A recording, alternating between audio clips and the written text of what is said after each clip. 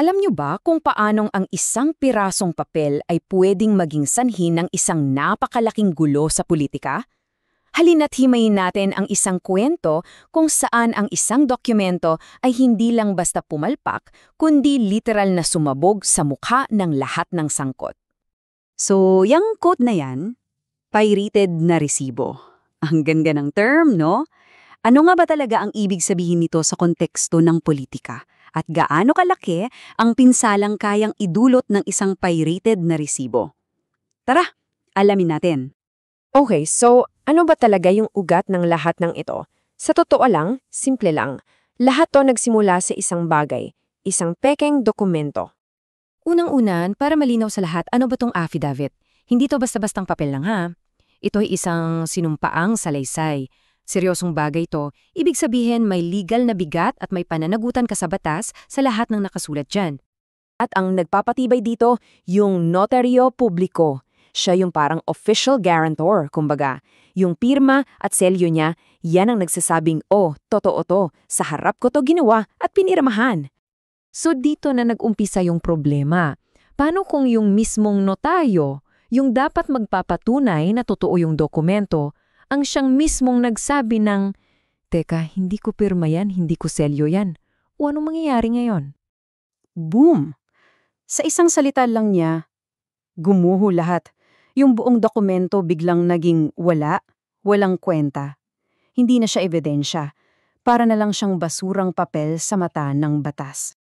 Okay, so dahil gumuho na yung dokumento, di ba? Sino yung unang-unang natamaan ng debris? Kumbaga, syempre yung mismong pumirma at nagpresenta nito, yung testigo.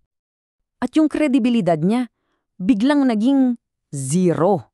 As in, wala nang natira. Isipin nyo, mula sa posibleng maging whistleblower, naging poster boy siya ng isang malaking kapalpakan. Alam nyo, may kasabihan sa batas, falsus in uno, falsus in omnibus. Ang ibig sabihin niyan, pag nahuli kang nagsinungaling sa isang bagay, aakalain na ng lahat na sinungaling ka na sa lahat ng bagay. Kung peke yung dokumento mo, paano pa paniniwalaan yung iba mo pang sinasabi, di ba? At hindi lang yung tiwala ng tao yung nawala ha. Ang mas matindi, humaharap pa siya ngayon sa mga posibleng kasong kriminal. Nandyan yung falsification of a public document, may perjury kasi nagsinungaling siya under oath, tapos paggamit pa ng faking dokumento, nako patong-patong. Pero hindi pa dyan tapos yung domino effect. Yung gulo, kumalat pa. Ang sunod na tinamaan, yung mga tinatawag na handlers, yung mga taong naglabas at nagpakilala sa testigo. At para sa kanila, ito yung pinaka-critical na tanong. Alam ba nilang peke yung dokumento? Kasi yung sagot sa tanong na yan ang magdidikta kung gaano kalaki ang problema nila. Kasi kung ang sagot ay oo, kung alam nila pero tinuloy pa rin nila, grabe, ibang usapan na yon. May krimen na tinatawag na suborning perjury. Ito yon, parang ikaw yung nag-udyok sa isang tao na magsinungaling sa ilalim ng panunumpa. Sobrang seryoso niyan. Pero eto yung catch. Kahit sabihin natin hindi nila alam, kahit igiit nilang inosente sila. Sa politika, yung tinatawag na political optics, wasak na. Brutal yung dating. Sira na yung reputasyon nila sa mata ng publiko. At kitang-kita naman kung paano nagbago yung tingin sa kanila. Yung dapat sana'y mga investigador na naghahanap ng katotohanan, biglang naging nagmukha silang mga demolition contractor o kaya mga desperado na sa politika o pinakamasaklap, mga incompetent o palpak na operador. At yung ripple effect, lumalaki pa lalo. Hindi na lang ito tungkol sa testigo o sa mga handler niya. Apektado na yung mismong endgame nila, yung political goal ng buong operasyon.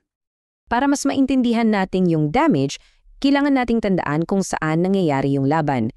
Ang isang Senate inquiry, hindi yan parang korte. Ang arena dito ay yung Court of Public Opinion. Dito ang perception at kwento ay mas mahalaga kaysa sa teknikalidad ng batas. At sa Court of Public Opinion, pag bumagsak yung star witness mo, pag nasira yung isang mahalagang ebidensya mo, damay na lahat. Ang buong testimonya nagmumukha ng isang scripted na palabas, isang malaking gawa-gawang kwento na lang. So, balikan natin sino ba yung original nilang target. Yung buong atake na to, para sana kay Martin Romualdez.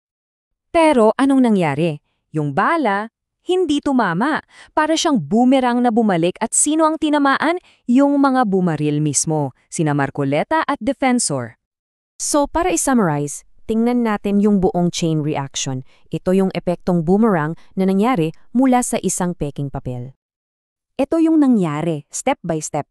Una, umayaw ang notaryo sa dokumento. Pangalawa, yung ebidensya biglang naging hangin. Pangatlo, yung testigo bagsak ang kredibilidad. Pang-apat, yung mga handler nagmukhang masama o palpak. At panglima, yung political attack nila bumaliktad. Perfect example ng political backfire. Kaya, ang iiwan nating tanang sa inyo ay ito. Sa panahon na yon na talamak ng misinformation, ano ba talaga yung totoong kabayaran kapag dinala mo yung peking impormasyon, yung weaponized fakery, sa isang formal na proseso na dapat sana ay para sa katotohanan? Anong epekto nito hindi lang sa politika, kundi sa tiwala natin sa buong sistema?